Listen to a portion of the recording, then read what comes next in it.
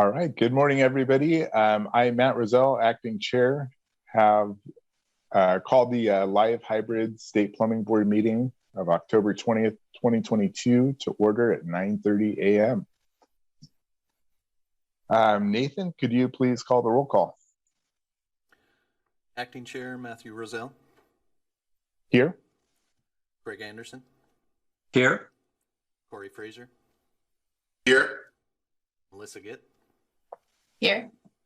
Molly Keller. Here. Jolie Bold. Here. All right, thank you for making it, everybody. Oh, excuse me. Chair RU is absent today. Okay. So you're all stuck with me, sorry. So we had a late submission. Other than that, do the members, does anybody have any changes to the agenda or the order of business? Nope. Nope, no changes. Okay, so I, Acting Chair Rozzell, rule the addition to the agenda and the order of business approved. And do we have any changes to the draft meeting minutes? Seeing none, I, Acting Chair Rozzell, rule the draft meeting minutes of August 18th, 2022 final. And just to let everyone know, our next plumbing board meeting will be on December 15th, 2022.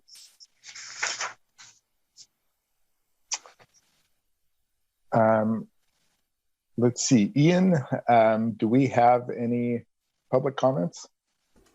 Thank you, Acting Chair. Ian Paik, Analyst with the Division. We did not receive any requests for public comment. However, I would like to leave the line open on the Zoom just in case there is anyone that would like to provide public comment. Okay, great. Thank you. Hearing none, we do not have public comment. All right, thank you. We will move on to agenda item 3. Kathy Rowe, contested case representative for the enforcement services. Kathy, could you please review the cases? Yes, good morning. Acting Chair Rozzell. Get some feedback over here, sorry. Acting Chair Rozzell, members of the board, for the record, I'm Kathy Rowell, contested case representative for the division. Before the board, we have a summary of the consent order that we recently negotiated. The division recently negotiated on the board's behalf for settlement. Prior to hearing, we have entered into a consent agreement in one case since our last board meeting. All settlements, including the amount owed and suspended civil penalties, fall within the guidelines on the penalty matrix and contain standard conditions. Board action is required on this case. The summaries of the orders are included in a chart in your packet, and we've also provided a copy of the actual order itself in your packets. All these cases are this case is fairly standard, but I'm available to answer questions you have regarding any of these actions. And again, board approval denial of this consent order is required. So the consent order before the board today for approval is JFP Construction, case number C 2021-199, that involved bidding on and performing rough-in plumbing installations, including water distribution, piping, and water line flanges, with no plumbing contractor license, no journeyman plumber license, and I believe also no permit. This was located in Bandon, Oregon. Data violations were somewhere between October 2020 and July of 2021. We assessed penalties of $12,000. We imposed $2,750 and we suspended $9,250. And there's also some related electrical cases with this company that'll be coming up before the electrical board next month. Okay, thank you, Kathy. Did you have others? That was the only consent order that needs to be voted on today. Okay. Any comments from the board? Any questions? All right, any motions? Craig Anderson, through Vice Chair, would like to make a motion to issue the final order adopting the proposed order for the case listed. All right, thank you. And do we need to vote on this? Yes. All right.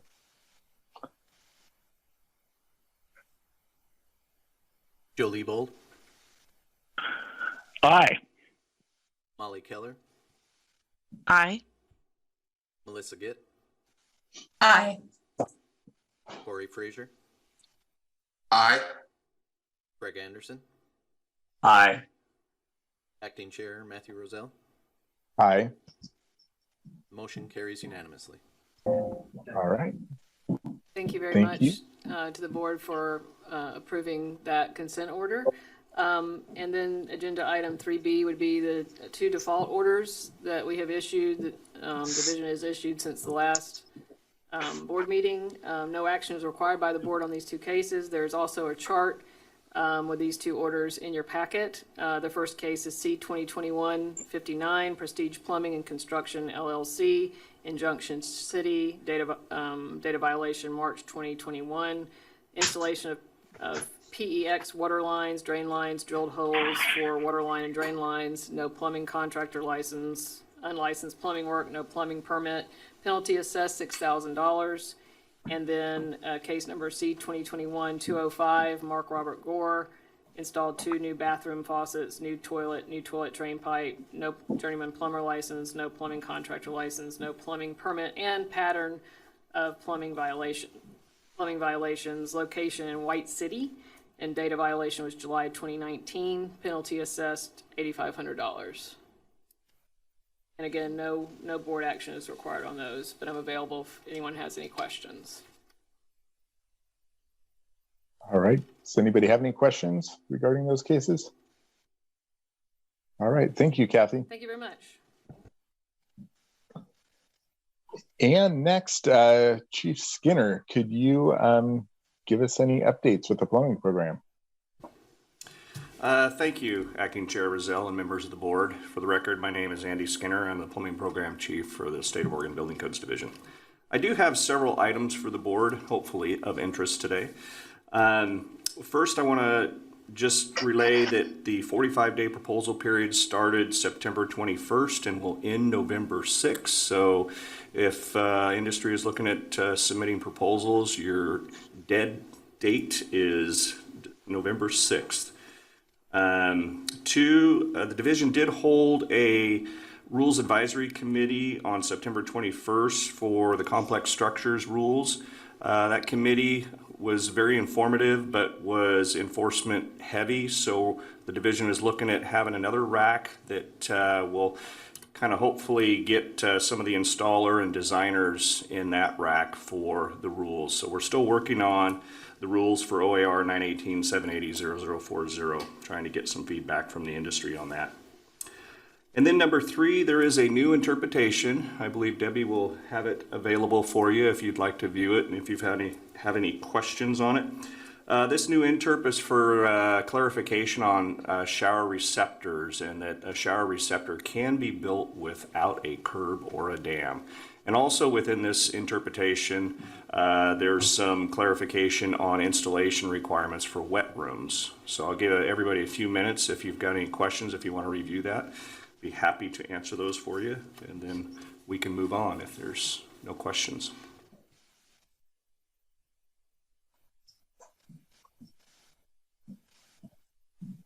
Does anyone have any questions regarding that interpretation? I did read through it, Andy, and it was very helpful. Thank you for providing that clarification. Thank you. All right, hearing none then. Last but not least, OA has been working on, Oregon Health Authority has been working on some rules that really overlap with what we have out of the OPSC for backflow prevention, and specifically for OA, it's on premise isolation. But they have opened those rules up. They've had several racks, and Molly Keller is hopefully here today to kind of fill you in. She's a lot more informed on this issue than I am, so thank you. Yeah, thanks, Andy. Molly Keller, for the record. So we did open up our OARs for cross connection and backflow. And so some of I just kind of put together a quick bullet list here of the major changes. We updated our AVB rule to match the, I think it's the Oregon Specialty Plumbing Code or the UPC. There was a change recently that kind of threw a huge conflict between what we had and what you guys had. So we wanted to make sure that we were consistent there for folks. And then some gauge calibration requirements for our backflow testers, as far as calibration, and then just being more clear. Apparently, we did need some clarity as to what annually meant for having a gauge calibrated, and making sure folks were always testing backflow assemblies with a calibrated gauge. And then we did some huge overhaul to our instructor and courses. So getting approval and applying to the state for that. In the past, if you wanted to become an instructor, provide training for backflow or cross connection, you had to student teach with another program already approved in the state, which is kind of a little bit odd.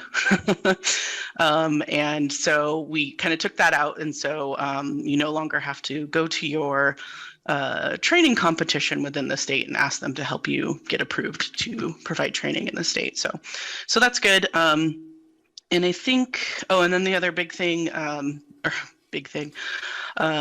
we go between using the word shall and must. Consistency wise with the OHA rules, we changed everything from shall to must. And I think we caught all of them. Hopefully we caught all of them in this section. So, and I think that's everything. I can't think of anything else as far as cross connection goes. So thanks, Andy. Thank you, Molly. And that's all I have for the board today. Are there any additional questions? Thank you very much. Thank you, Molly, for that update. Going to agenda item 4, communications. Ian, if you could introduce this item and talk about that. Perfect. Thank you, Acting Chair. Ian Paik, analyst with the division. At the State Plumbing Board meeting on June 16th, the board discussed appointing a code review committee for the 2023 OPSC. The division issued a solicitation open from September 9th to the 22nd. Included in your packet is the resulting list of individuals that volunteered to be on the committee. Of these 16 applications, the division recommends a committee of 5 to 9 members, but that is up to you. The division requests that the board discuss these applicants and select a committee and select a committee chairperson. Thank you. All right, so I've been a little bit, it's been tough. We have some great people that have applied to be on this and spend their time working on the plumbing code. And I appreciate everybody who put their name in the hat. Unfortunately, we can't pick everybody. So I'm hoping the board can help us out in choosing and selecting this committee. So I guess we'll start. I don't know if Andy, if there's a way you wanted to do this, or you think we should do this, or just people start throwing out names and kind of settle on those. I know we do want to go with, an assortment of people where we have a journeyman plumber, inspector, building official. I saw somebody from the water quality, which I think would be great to have on this, especially with those new OARs that are being written in for the cross connection. And we have some other people, Judge Sherman with IATMO put his name in the hat, and it's always good to have him on there and understanding that model code. We also have a couple engineers on here that have put their name in, which is great to see. So should we just start going down the list and we'll pick by category, I guess? Does that work for you, Andy? Thank you, Acting Chair Rozzell.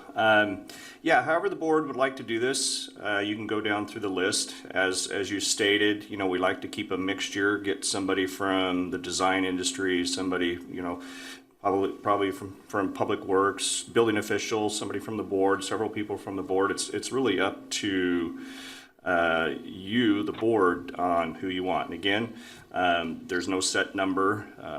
It's just, this is a volunteer committee, so If you want to go through line item, that works. Okay. Well, I think we'll go ahead and start with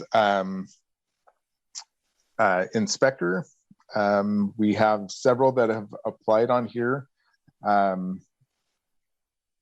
know, it's they have a lot of experience. They're really qualified. So, Craig, you look like you were going to say something. Are we going to pick 5? Are we going to pick 9? What's the number that we're looking for? You know, I think in the past when we've done this, we've had about 7. So I was thinking we would land around that number. Okay. So, well, I think that we should have you on board. I did put my name in, but I don't want to vote for myself. If there's anybody else on the board that would like to be on there, I mean, I don't, it's not a necessity for me. I think that I would be very comfortable personally knowing your experience level, and I think the value is solid. Okay. I agree with, that's a good idea. I agree with Craig and Joe, just because you're also providing our board support as well. So I think that would be good for us. Okay, I appreciate that. Does anybody else from the board want to be on here? I did not see any journeyman plumbers from the industry on this, unless I missed it. But I don't know if Craig, if you would be interested. Actually, in light of the fact that I am retired now, I still hold my plumbing license, obviously, and I would be interested in providing what input that I could. I've got the time and I do have the interest. Should have lots of time now. Is the board okay with that? Yes. Yeah. Okay. Yeah. Okay, let's go on to inspectors. Like I said, we had several people put their name in the hat. Did anyone's name stand out? Matt, I'd like to see like Richard Stauffer, Klamath County, you know, maybe some of the farther counties that don't often get, you know. Yeah, I was thinking that same Selected. thing. It's nice to get a little cross-section area of Oregon. So yeah, so Richard or maybe even the Shannon Kelly. Great.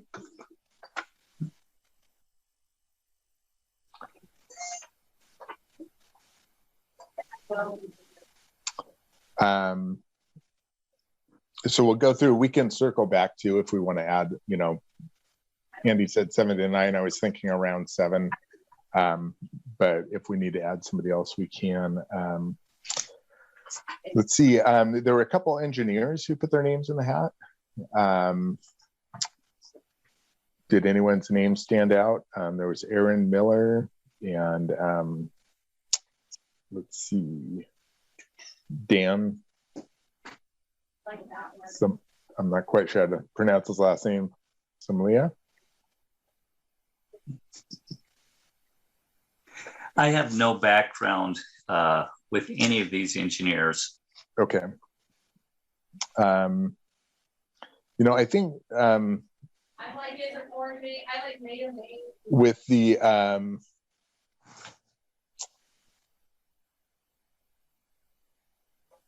gosh, they both seem really qualified. I'm just going to say Dan, if he's available, I think would be a good pick. I think both of them would be a good pick, but.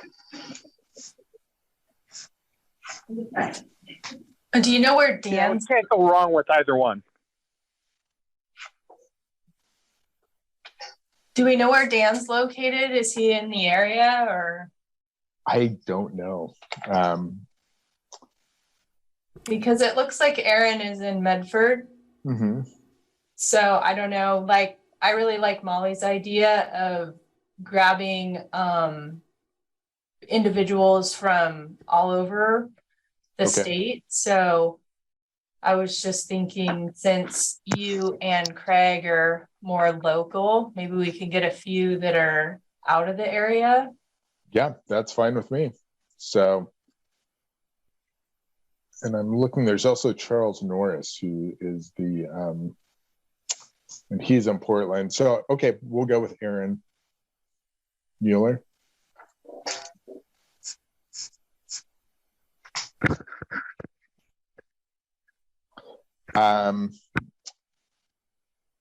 So let's see. I think it's nice to have Jed on the committee, just with his experience with IATMO and the model codes. So if everyone's good with that. Yeah. Yeah. Okay. You know, I also think that let's see, Curtis Gillette with the local 290, the training program. I think they offer a lot of value to these committees. So, Agree. Okay. How about James Baker for water quality? Is that? Yeah. That's a different type of use, and I think it might be really helpful, especially in our backflow and in our installation standard codes. I think that would be good. Yeah, I think that's good. great. So that is 7 people right there. Can we add Pat Lando? Yeah, I think we could.